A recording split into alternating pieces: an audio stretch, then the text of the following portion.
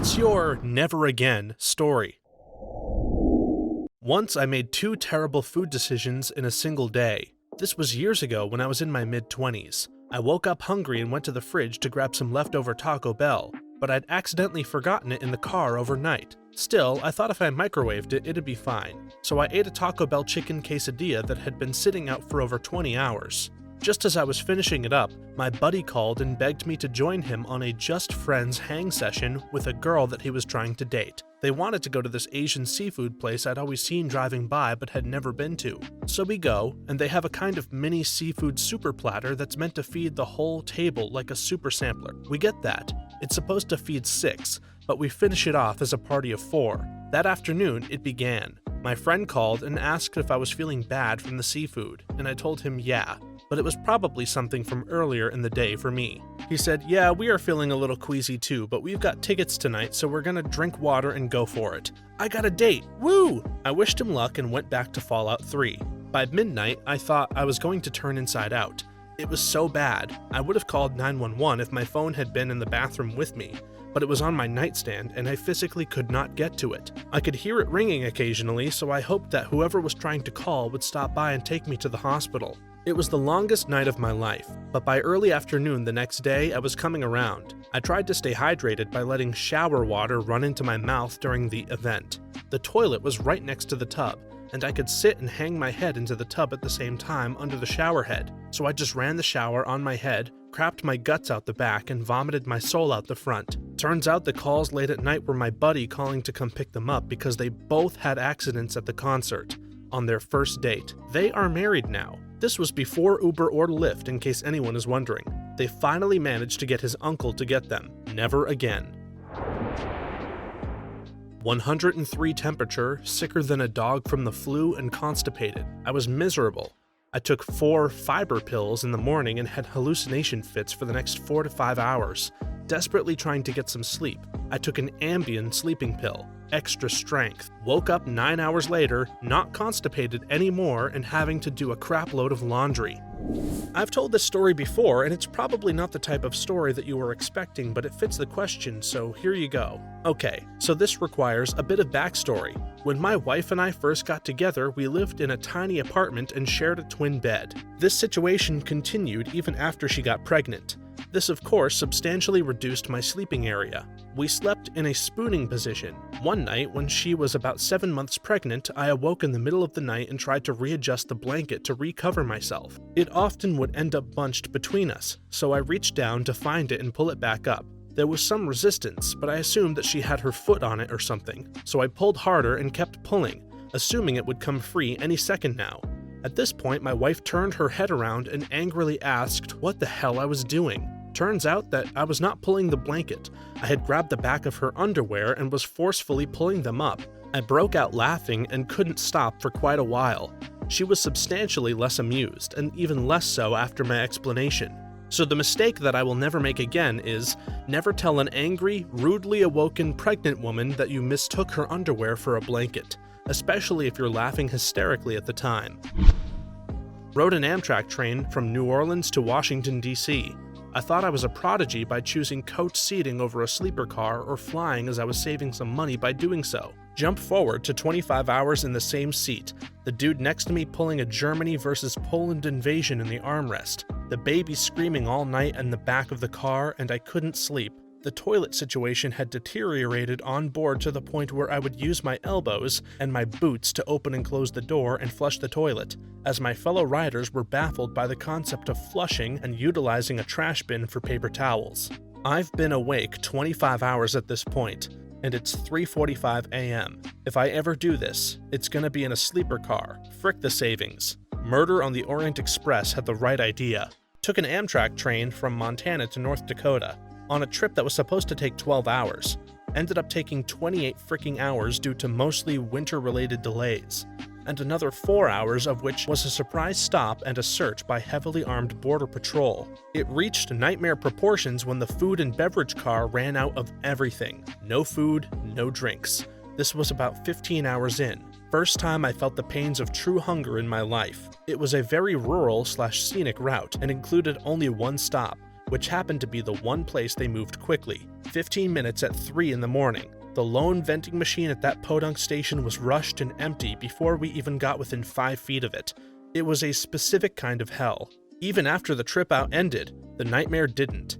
Amtrak canceled the return voyage due to weather for 7 days, which in turn caused the buses to sell out for the entire week, and every rental car in the region was taken. After desperately searching for 2 days, we found one luxury car available to go out west from the airport at $400 a day. We had to get back to work and had no choice. The car was rear-wheel drive, and we spent the next 12 hours with white knuckles drifting all over the highway because Amtrak hung a full train of people out to dry. The irony was, the whole reason we took the train was to avoid driving in winter conditions. Only our cars were far better equipped than the sports car that we got shafted with. Never again. I was once in a bet to do an apple juice challenge, in where I had 30 minutes to drink a gallon of apple juice. Not too hard, right? Easy $5 to be made? Not so much. What my friends didn't tell me is that when you drank so much apple juice in such a small amount of time, it all needs to exit the body butthole style. What followed were the most intense volcano-blasting, a-hole destroying hours of my life. It was like a fire hose spraying acid that some peen head lit on fire. I didn't complete the challenge. I lost $5 and I even paid for the apple juice. Never freaking again, apple juice. Never again. When I was 6, I distinctly remember my mom saying, "Don't lick that grill, Aaron, or it will really hurt." I licked it. Timeshare presentation. I now know what hell is like. 8 hours of my life I'll never get back. And of course, the free trip was impossible to get. We will call you on Monday sometime in the next 2 months. Then you need to fly out on Tuesday and come back Wednesday. Went to a timeshare presentation in Mexico. The guy hit us up leaving the airport. As this was not our first time, we entered the room with the lady who was pitching and told her, "In all honesty, we will listen to your pitch, but we are not buying anything. We are only here for the free stuff." She was mad, told us that we were wasting people's time and gave us the vouchers and told us to leave, but not before I chewed her out about blindsiding people who had just got off a plane and were looking forward to a vacation. Totally worth it, and didn't even have to listen to the hour-long pitch. My dad had a retired friend who would go to these for freebies. When the presentation started, he would pull out his hearing aids and set them on the table in front of him. Some salesmen would still go through the whole presentation, but others would just give up after a few minutes. I don't drink Southern Comfort anymore. I don't remember why, and that's part of the reason. I can relate to this. Southern Comfort was my favorite drink for years. Then suddenly, it wasn't. I genuinely don't think anything crazy happened that last night I drank it. It was just a wasted night at a small house party. But just the smell of SoCo has turned my stomach ever since. It smells a bit like puke. Asking a woman when her baby is due doesn't really need a story. It went as imagined. Never again will I ever loan money to a friend. My mom gave me some stellar advice. Don't lend money, give it. And when you get it back, it's a bonus. That is actually how I live my life. I've loaned my friends plenty of money over the years with no expectation to have it paid back. Some have and some haven't. Usually by the time I get it back from the ones that do, I've completely forgotten I even loaned it to them in the first place. So it's really just like surprise bonus cash at a random time determined by a friend. Just came back from a 3-week backpacking trip with 5 other people. The trip was originally just 3 others, my boyfriend, brother, and cousin, but 2 friends wanted to join. Jesus Christ, you gotta keep those trips intimate, and preferably with family. The 2 add-ons didn't want to do any of the same stuff we did, couldn't keep up, didn't want to try any local food, complained about walking, only packed flip-flops, commented after 30 minutes at the Louvre that it was just a bunch of painting, etc., etc. Worst mistake, the original squad all chanted "never again" at least 50 times each the entire trip. So yeah, never again. I wonder what's inside the medicine capsules. What if I just eat that directly instead of swallowing the pills? Empties onto tongue and promptly gags. You need to be careful with that. With some medicines, they are designed to be time-released. That is a good way to overdose. Back in the days before soft contact lenses, you were supposed to clean them with hydrogen peroxide and then use a special neutralizer tablet afterward. I forgot to use the neutralizer tablet before I put in my contacts. Hydrogen peroxide in your eye hurts. Still use hydrogen peroxide-based cleaner for my soft contacts. Every now and then it gets me. Terrible feeling. need to get your contacts out because they're burning your eyes so badly. Eyes are burning so bad that you can't open them to get the contacts out. Super sucks. Every man eventually learns the lesson that muscle rub should never be used to treat a groin pull or similarly placed ailment. Cave exploring, the severe kind with lights, helmets, and occasional crawling. Fascinating while you're doing it, but scary as hell in hindsight. Ample opportunities to get seriously injured or worse. In the last place in the world you'd want to be rescued from. A few years ago, I was leading a missions trip to Vietnam/Cambodia with a large group of 20-somethings. There was a dude on our team who was a recovering heroin addict. I had no idea, but leadership knew and did not inform me. In light of this and his issue with alcohol, leadership had the brilliant idea to move him from the Japan team and move him to the fricking Vietnam/Cambodia team, so he would be with the guy that they felt had a positive influence on him. If you've never been to Saigon, you can't go a block in the touristy areas without being solicited to buy some sort of drug or a prostitute. Shockingly, he used heroin again and convinced another one of our students that heroin is awesome and he should totally try it. We had to send them both home. It freaking sucked. I worked as a tower hand for a construction company. I used to take off my lanyard and move between booms, 500 to 600 feet up. I also would slide down the outside legs untethered because it was faster than climbing down the ladder. I cringe when I think about that. There was a 0% chance of survival if I fell. So you're the reason everyone has to watch those safety videos. I went down to the pantry of my grandma's house and ate 45-year-old peaches from a jar. Did you know the human body is capable of crapping peaches in roughly the same consistency that they were consumed? Me neither. Elementary school age, during the 80s, my great-uncle gave my dad a jug of homemade wine. He put it right next to the apple juice. I got lit up despite insisting that this apple juice tasted weird. Went off to school. I'm never drinking wine again. I lost my virginity once. Never again. 19th birthday. Fake ID, 8 Irish car bombs. Yes, 8. Ended up throwing up in the passenger seat of my Pontiac Grand Am. Insisted I be dropped off at my ex-boyfriend's apartment and knocked on his door completely naked. Woke up hugging the toilet at 3 p.m. the next day with my first ever hangover in the apartment my ex-boyfriend shared with his new girlfriend. She lent me some clothes to go home in. Nice gal. I bartended for years afterward, and I refused to make an Irish car bomb my entire bartending career. The smell of Baileys still makes my stomach turn. Never again. Had a Baconator for lunch and dinner 3 days in a row. I was working long shifts and there was a Wendy's across the parking lot from where I was. After I finished dinner on day 3, my body said, "You must crap now." I crapped my pants running to the bathroom. Had to clean up and head back to work with no underwear.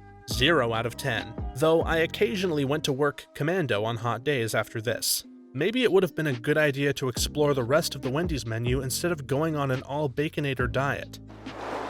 I was in Reykjavik, Iceland, and I was bar hopping and ended up in some sort of Viking metal bar. It wasn't really my scene, but I was having a when in Rome moment. Anyway, at some point during the set, this super intimidating looking Viking dude calls for his thrall and this chick comes out holding a vat of what I hope was sheep's blood. He reaches into the vat, smears the blood on his face while screaming something in Icelandic, and then flicks his hands, sending little blood splatter onto the crowd. I've never noped out of a place so hard.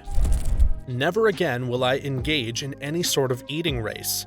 About 10 years back, I worked for Walmart, and my coworker and I would always take breaks together. I think he and I were in a constant unspoken competition to be the weirdest Walmart employee. We both wore fake name tags, and we'd used the paging system inappropriately. But all in all, we were hard workers, so our bosses never got onto us. Well, one day in the break room, we decided to have a race that involved eating a cinnamon roll and chasing it with a full cup of maple syrup. We had a small audience for the event.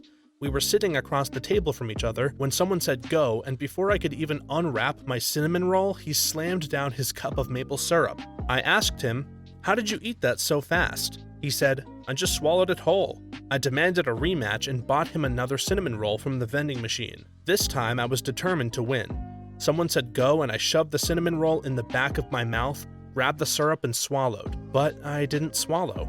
I inhaled the cinnamon roll into my esophagus and began choking. Everyone was laughing until I leaped up from the table, causing one side of the table to collapse. spilling multiple people's lunches onto the floor. Then I heard someone say, "Dude, she's choking." I pointed at that guy and vigorously shook my head as I stumbled around the break room, making the international sign for choking. I remember people saying, "Do something. Does anyone know the Heimlich?" No one was helping. They were just all in shock, watching me frantically hit myself repeatedly in the chest. It was then I decided to run as fast as I could into a counter and ram my ribcage. Then I just grabbed the edge of the sink and repeatedly used my arms to pull my chest to the counter and ram my ribs. After about 3 times, I spun around and a fist-sized cinnamon roll bullet shot out of my throat and splattered on the floor like a snowball. I took the biggest breath of air into my lungs after about a full minute of choking, and my coworker said, "You totally lost." The choking incident in the break room was all the talk around work for some time, and the fact that I high-kicked a table in half and wrecked about 4 people's lunches. I was reading that tea tree oil is antibacterial. I wanted to use it around my eyes since I recently had a tiny but painful infection in my eyelash gland.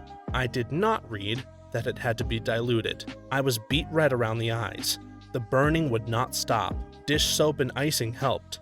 It looked like I had just got hit in both eyes. My boyfriend's father gave us 2 bags of smoked venison sausages that his friend had made. We froze one and left the other in the fridge.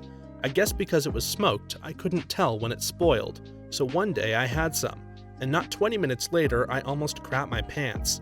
I ran to the bathroom, and while I was pooping out my soul, I just started vomiting into the sink, which was luckily right next to the toilet. I spent the whole day in there spewing smoked vomit and poo, and I haven't eaten anything smoked or venison since. Doing a shots-only night. Closest I have ever come to death. My friend's place where we were staying was 4 blocks away. I barely made one before I collapsed on the sidewalk and passed out. They had to get a pedicab to transport me the rest of the way. You know it's going to be bad when you start off with a 4-horseman shot. Started smoking this year. At first, I thought I liked it, but then I realized it was a temporary effect, which just left a terrible taste in my mouth. Sports and singing also became harder, so I dropped it immediately. Never again. Once I hooked up with a girl who claimed to be actively practicing a number of pagan rituals and religions, and also was somehow Buddhist. Ended up being nuttier than a squirrel turd. Tried to put a curse on me and stuff like that. Never again. As silly as it might be, I will always ask someone prior to sex if they claim to be or have at any point considered themselves to be spiritual, beyond their basic belief in God. Long story short, I made a batch of pot brownies with a good ounce of weed. I was a freshman in high school and had no idea what I was doing. I ate a brownie and felt nothing, so I decided that they were weak and ate the whole batch. Needless to say, that night I was moonwalking with Michael. No, seriously, I was so stoned. I was on the ground and I could literally feel my thoughts, and I couldn't move. I didn't even know if I was breathing. I was high for what seemed like the next 2 days. I walked up an escalator that was going down because I was too impatient to go down, then up again and turned around to look at my mom. Fell, had 4 holes in my leg, only realized it because my leg felt wet as blood was trickling down it. Now I don't walk on escalators and I'm terrified of walking on broken escalators that aren't moving. Alcohol. 25 years of heavy use is enough. Cigarettes too. I don't eat food that was shared in the common area at work anymore. I ate a jelly donut at work on a Friday thinking someone had brought them in that morning. Nope. Found out later that they had been around for a couple of days, which explains the staleness. Just thought it was a crappy brand of donut. I started getting the rumbles around 5:30 p.m., and by 6 I was trapped in the bathroom at work crying as I tried to figure out how to get home between insistent diarrhea at 5 to 10 minute intervals. I had to take 1 PATH train plus 1 subway ride. Couldn't Uber home either. Didn't want to be stuck in a tunnel, you know? Almost made it. I was 3 stops from home, sweating profusely and pale as a sheet, when some little kid opened a juice box that smelled like sickeningly sweet fake fruit. I clamped my mouth and managed to get out of the subway car before showering everything in a 3-foot radius with my lunch and 3-day-old jelly donut from hell. No one checked on me because they assumed I was just already wasted and sloppy, considering it was a Friday evening. I get food poisoning 1 to 2 times a year because I hang loose with refrigeration of leftovers, and eating at places with less than stellar city health grades / food trucks. But that was the worst to date. Haven't had donuts since either. rubbing my eye after touching a hot pepper. I was having pho with my 2 friends when suddenly I felt an awful burning in my eye. I realized that I had rubbed my eye after breaking up a hot pepper to put in the pho. I immediately ran to the bathroom. I knew I had to take out my contact lens and then flush my eye out with water, but the pain was so incredible that I could hardly open it. My friend came to check up and found me soaking wet from tears, water that did not manage to get into my eye, and sweat. I eventually went to sit outside with my buddy, and after a while the pain subsided. The whole ordeal probably lasted for 20 to 30 minutes, and it was one of the most painful things I have ever experienced. I will never have pizza and soda more than once a day ever again. This new life rule was prompted by an event that took place after I began some new medication. I was prescribed Vyvanse for ADHD. Much like other ADHD medications, Vyvanse is a stimulant. A common side effect of stimulants is dehydration. I'd been drinking more water to compensate for this since I started. But things changed when my girlfriend was leaving town to visit family for a couple of days. I'd also had the entire week off of work, so I decided I would enjoy it as much as possible. I was gonna do what most men do when their significant other is gone for an extended period of time. Try to be the laziest human being in existence. For me, this meant playing video games and eating nothing but fast food. Particularly, I order a couple of pizzas and 2-liter sodas to get me through the week. Things were looking good for the first 2 days. I wake up on day 3, proceeding to resume my lackadaisical activities. I sit in my computer chair and immediately notice some pain in my testicles, as if I'd taken some impact to them, but nothing of the sort had happened. Over the next several minutes, the pain continued to grow in intensity. It became so bad that my body was entering crisis mode. I was sweating, my heart was racing, muscles were shaking, I was panicking. I had no idea what the hell was happening to me. This was going on for so long without any perceivable explanation that I hastily got dressed and drove straight to the ER. The hospital was just down the street from me, so I figured if I passed out from the pain, I'd at least be close by. As I get inside, I'm asked to fill out a form. This turned out to be a rather difficult task to complete while feeling as though my genitals were about to explode. Seconds later, my legs gave out. This was the signal that the ER staff needed to provide immediate attention. Apparently, the pained requests and profuse sweating weren't enough to convince them of that. I was sat in a wheelchair and taken into a room, and given an IV drip. An X-ray and 1 urine test later, I was told that they suspected that I had a kidney stone, even though they never found one in the X-ray. This would later turn out to be completely false, but I'll get to that later. I was prescribed a few pain medications, including Percocet, and sent on my way. On day 4, being the deviant ruffian that I was, I decided to try one of the Percocet pills, despite not having any pain at the time. Interestingly, I was surprised to notice that hours after taking it, I felt nothing. I found this quite odd, but it made much more sense to me later on. The next morning, I was supposed to pick up my girlfriend from the airport. Unfortunately, as I woke up, I quickly realized that I was about to vomit everything I'd eaten since yesterday. Fortunately, my roommate offers to pick her up for me. A few minutes later, after she leaves, I'm hanging over my toilet. So let's analyze everything. 1. I've binged on nothing but pizza and soda. 2. I'm on a medication that dries out my system. 3. The Percocet I took never metabolized in my body. It clicked for me. I never had a kidney stone because I was so dehydrated from the soda and medication, and I'd had an enormous amount of cheese, further blocking my digestion tract. I was massively constipated, so much that it was causing the pain to radiate into my testicles and prevented anything I'd eaten from making it past my stomach, including the Percocet. Massive testicular pain, projectile vomiting, and $1,100 in ER bills can make a good lesson that only needs to be taught once to be way more responsible with my body and not be so callously impulsive.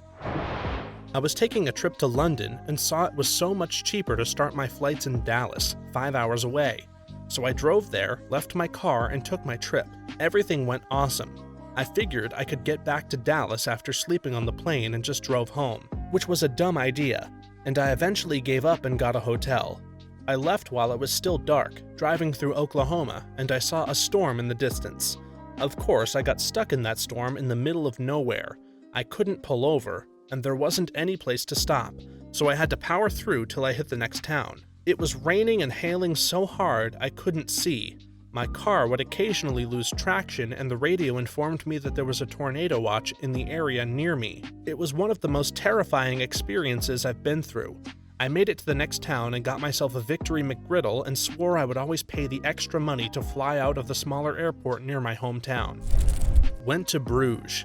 It's a lifeless tourist trap hole.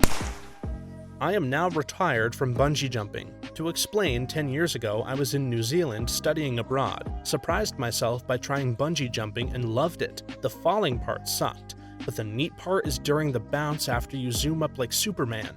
So a few years later, I decided to try the world's biggest bungee jump in South Africa, and I swear it felt like the cord around my legs was slipping. Later, when I wasn't seriously freaking out for my life, I realized there was an emergency cord attached to my chest, so I probably would have been fine. But still, I'm definitely never doing it again. I know people say it a lot on here, but I honestly have not or will not ever pre-order a video game ever again. I've been burned out of $60 so many times. I won't even buy Injustice 2 because of the $100 edition having characters that you can't get in the standard. They don't make enough money already? Does a fighting game need to be $100 and have exclusives? I could talk about it all day, but it just sucks. Being poor has once again ruined my favorite hobby. I will never again attempt to enter a friends with benefits arrangement. My heart can't take it. I'm in my 40s and lied to myself for a long time about how I enjoyed it. Better to learn the lesson late than never, I guess. Thanks for watching until the end. If you have a story you'd like to share, please do so in the comments below. Then be sure to like this video, subscribe if you haven't, and hit the notification bell so that you know when our next video is available. For more videos like this one right now, please stop by our channel. Thanks again, and see you next time.